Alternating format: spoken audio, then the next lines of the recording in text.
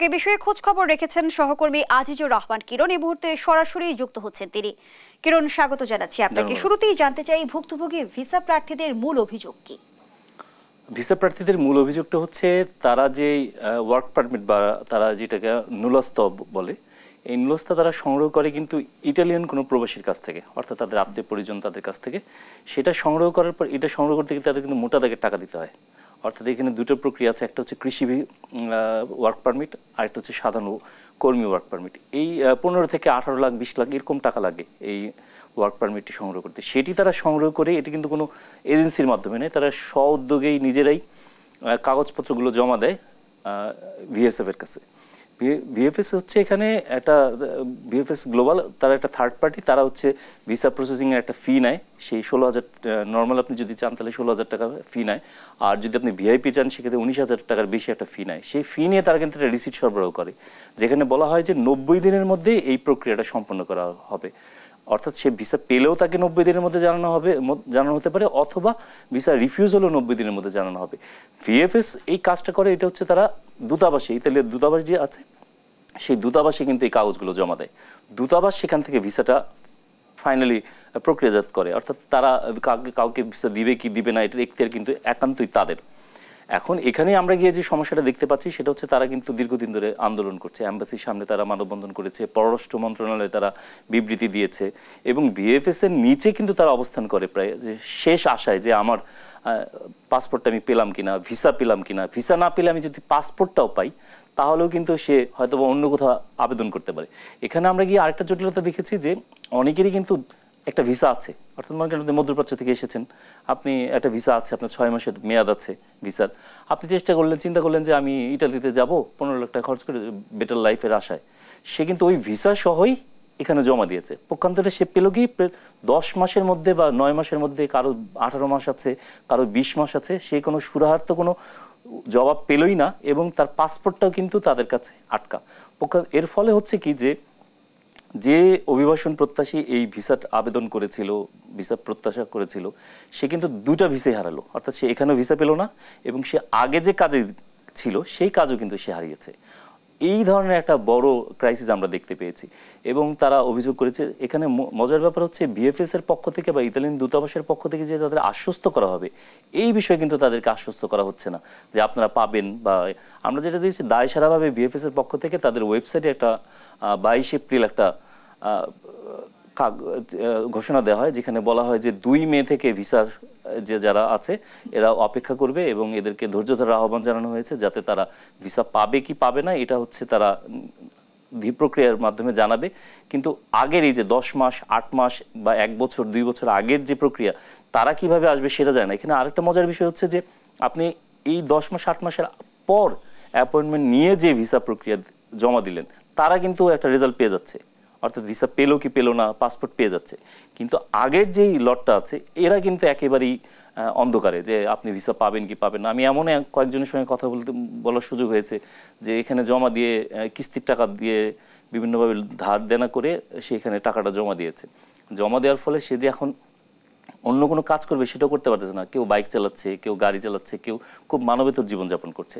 এবং আপনার প্রতিবেদনে যেমনটি দেখছিলাম কিরণ, যে বৈধ উপায়ে ওয়ার্ক পারমিট এনে তারপরে তারা জমা দিয়েছে, তারপরে 10 মাস কিংবা তারও বেশি সময় ধরে তাদের পাসপোর্ট আটকে আছে।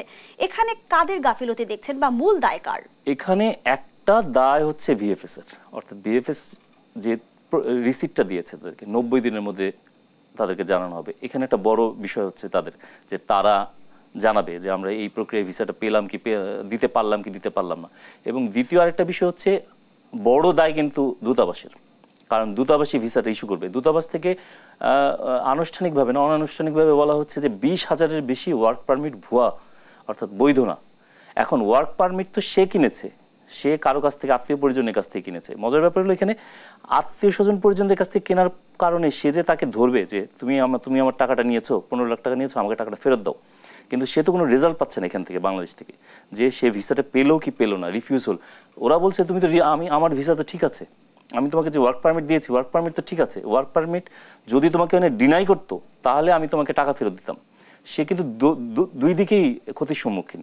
এখন এই দায়ভারটা হচ্ছে, যেহেতু মিশনগুলো পররাষ্ট্র মন্ত্রণালয়ের কাছে দায়বদ্ধ, পররাষ্ট্র মন্ত্রণালয়কে প্রোঅ্যাক্টিভ ভাবে হয়ে এখানে কাজ করতে হবে। কিন্তু কিরণ, সেখানেও প্রশ্ন আসে যে 20,000 ভুক্তভোগী বিষয়ে পররাষ্ট্র মন্ত্রণালয়ের অবগত রয়েছে কিনা। পররাষ্ট্র মন্ত্রণালয়ে আনুষ্ঠানিকভাবে চিঠি দেওয়া হয়েছে। এখানে যেহেতু তারা ভুক্তভোগীরা নিজেরাই গিয়ে চিঠি দিয়েছেন, পররাষ্ট্র মন্ত্রণালয়ের ইউরোপ অনুবিভাগের ডিজির কাছে বরাবর চিঠি দিয়েছেন। তার সঙ্গে আমরা যোগাযোগ করার চেষ্টা করেছি, কিন্তু তিনি যোগাযোগে সম্মত হননি। তো এখানে হচ্ছে তারা কিন্তু জানে বিষয়টা, এটা নিয়ে কাজ চলছে হয়তো বা ভেতরে, কিন্তু আনুষ্ঠানিকভাবে এখনো কোনো ফলাফল দৃশ্যমান হয়নি। এখানে মূল চ্যালেঞ্জ হচ্ছে এখন পররাষ্ট্র মন্ত্রণালয় ইতালি দূতাবাসকে তারা বলতে হবে, কারণ সরকার কিন্তু একটা উন্মুক্ত শ্রমবাজারের দিকে যাচ্ছে, অর্থাৎ স্কিল শ্রমিক যে সেটি রপ্তানি করার ব্যাপারে সরকার আগ্রহ দেখাচ্ছে, বাজার সম্প্রসারণের কথা বলছে। সেই ক্ষেত্রে এই ধরনের ছোট ছোট প্রক্রিয়া যদি বাধাগ্রস্ত হয় তাহলে কিন্তু পুরো প্রক্রিয়াটাই বাধাগ্রস্ত হবে। যেখানে মধ্যপ্রাচ্যে আপনাকে যদি একটা হিসাব বলি, গেল 2022 সালে আমরা প্রায় 21 বিলিয়ন ডলার আমরা কিন্তু রেমিটেন্স পেয়েছি, কিন্তু 23 অর্থ বছরে তার চেয়ে 6 লাখ বেশি শ্রমিক গিয়েছে, আমরা মাত্র 2.87% বেশি রেমিটেন্স পেয়েছি। অর্থাৎ খুবই নগণ্য সংখ্যক। আমরা দক্ষ কর্মী পাঠাতে পারছি না বলেই আমরা কিন্তু মধ্যপ্রাচ্যের বাজারে যে শ্রমবাজার, সেই শ্রমবাজার সংকুচিত হয়ে আসতেছে। এখন এই শ্রমবাজারকে সম্প্রসারণ করতে কিন্তু সরকার উদ্যোগ নিচ্ছে। আপনি জানেন যে ইউরোপের 4টা দেশও শ্রমিক নেওয়ার কথা বলতেছে, সেখানে ইতালিও আছে। তো দক্ষ শ্রমিক নেওয়ার ব্যাপারে যেই পদক্ষেপগুলো সরকার নিচ্ছে, সেই পদক্ষেপগুলোর মধ্যে কিন্তু এগুলো একটি বড় বাধা। এটি যদি নিরসন না করা যায়, পররাষ্ট্র মন্ত্রণালয় বা প্রবাসী কল্যাণ মন্ত্রণালয় যদি প্রোঅ্যাক্টিভ না হয়ে এই কাজগুলো না করে, তাহলে কিন্তু এই ছোট ছোট সমস্যাগুলোর কারণে ইউরোপের বড় বাজার আমরা হারাতে পারি। আমাদের এখনও সম্ভাবনা আছে, ইউরোপের অনেক বাজারে বাংলাদেশের শ্রমিকদের চাহিদা আছে এবং সরকার এবং মিশনগুলো সেভাবে কাজ করছে। এখন উচিত হচ্ছে পররাষ্ট্র মন্ত্রণালয়, প্রবাসী কল্যাণ মন্ত্রণালয় তাদেরকে অ্যাক্টিভ হয়ে এই ছোট ছোট সমস্যাগুলো তৈরি করা, এবং যারা ভিসা পাবে না তারা কিন্তু একটা অধিকার যে আমি ভিসা পেলাম না, আমাকে পাসপোর্টটা ফেরত দিয়ে দেন। 90 দিনের কথা বলে আপনি হয়তো বা 6 মাস, 1 বছর, 1.5 বছর তার পাসপোর্ট আটকে রাখতে পারেন না, কোনো এম্বাসি পারেন না। এর জন্য তাকে জবাবদিহিতা আওতায় আনা উচিত। এবং বিশ্লেষকরা কিন্তু তাই বলছেন যে জবাবদিহিতা নেই বলেই জবাবদিহিতা কেন নিশ্চিত হচ্ছে না। জবাবদিহিতার কারণ হচ্ছে এখানে আসলে সদ্য একটা নির্বাচন শেষ হয়েছে, সবকিছু মিলে কাঠামোগত কিছু ত্রুটি এখনো আছে। এবং হচ্ছে আপনার যারা এই ভিসার সঙ্গে ভিএসএফ এর বিরুদ্ধে বিশেষ করে ভুক্তভোগীদের কিন্তু বিশাল অভিযোগ যে আপনি নির্দিষ্ট টাকার বিনিময়ে অ্যাপয়েন্টমেন্ট আগে পান, নির্দিষ্ট টাকার বিনিময়ে অ্যাপয়েন্টমেন্ট পরে না দিলে হয়তো বা পরে পাচ্ছেন, এই ধরনের একটা চক্রের অভিযোগ আছে। এবং বিশ্লেষকরা বলছে এই ধরনের চক্রের কথা তারাও শুনেছেন এবং এসব বিষয় খতিয়ে দেখা দরকার। এই সবগুলো বিষয় যদি খতিয়ে দেখা সম্ভব হয় পুরো প্রক্রিয়া, তাহলে হচ্ছে আপনার প্রক্রিয়াটা কিন্তু স্বচ্ছতা আসবে। এবং প্রক্রিয়ার স্বচ্ছতা আসলেই এই যে এত আমরা জানি সংখ্যাটা যদি 20,000ও বলেন তাহলে কিন্তু অনেক, সেই সংখ্যাটা যদি ধীরে ধীরে কমিয়ে আনা সম্ভব হয় এবং যারা পূর্ববর্তী ভিসা পায়নি বা তাদের ব্যাপারটা শুরু হয়নি তাদেরকে অগ্রাধিকার ভিত্তিতে যদি আগে দিয়ে সমাধান করা যায় যে হ্যাঁ তুমি ভিসা পাও নাই, তাহলে তোমাকে আমি পাসপোর্টটা দিয়ে দিচ্ছি। পাসপোর্টটা পাওয়ার ফলে তার কি হবে, সে যে তার আত্মীয় পরিজন বা পরিচিতর কাছ থেকে যে ওয়ার্ক পারমিটটা কিনেছে তার কাছে কিন্তু লায়াবল করতে পারে, যে আমি ভিসা পাইনি ডিউ টু তোমার ওয়ার্ক পারমিট। কিন্তু বর্তমান পরিস্থিতিতে নিশ্চয়ই পররাষ্ট্র মন্ত্রণালয় সমস্যার সমাধানে উদ্যোগী হবে এমন প্রত্যাশা আমরা রাখতে পারি। অসংখ্য ধন্যবাদ জানাচ্ছি সহকর্মী আজিজুর রহমান কিরণ। দর্শক, এতক্ষণ স্টুডিওতে কথা হচ্ছিল সহকর্মী আজিজুর রহমান কিরণের সঙ্গে।